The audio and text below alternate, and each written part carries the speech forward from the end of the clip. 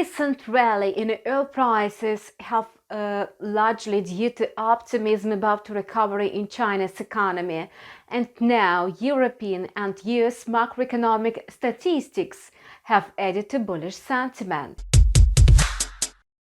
Although macroeconomic indicators often prove slightly worse than expected, and such as yesterday's retail sales data in the euro area, the dynamics are still positive. And this means that the European Union and the United States may well await a recession.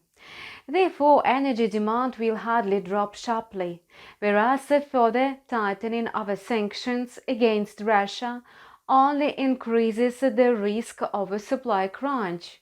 That's why many US investment banks have raised their short-term oil forecast to $100 per barrel.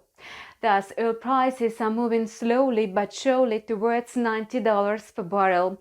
Brent crude oil futures have already hit the February high, where the volume of long positions decreased.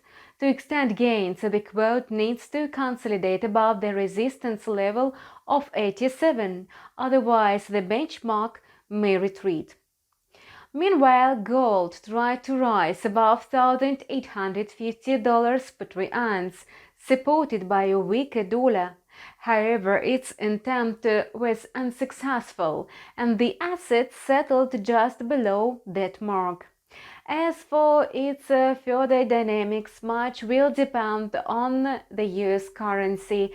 In a case of a local rebound in the market, the yellow metal will go down. Otherwise, gold will make another attempt to overcome the $1,850 mark, and this time is unlikely to fail.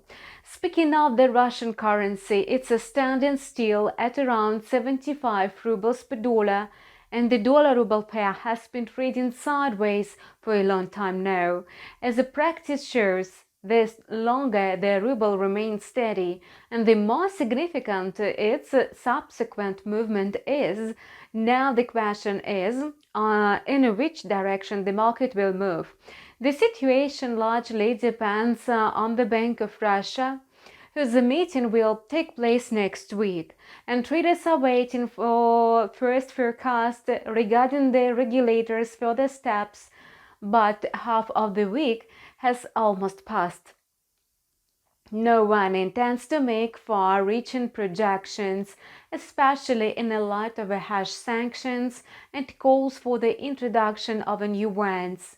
Most likely, the situation for the ruble will remain unchanged until the following week. And that's all for now. We continue to learn developments on financial markets. Subscribe to our channel and follow news with us. See you soon.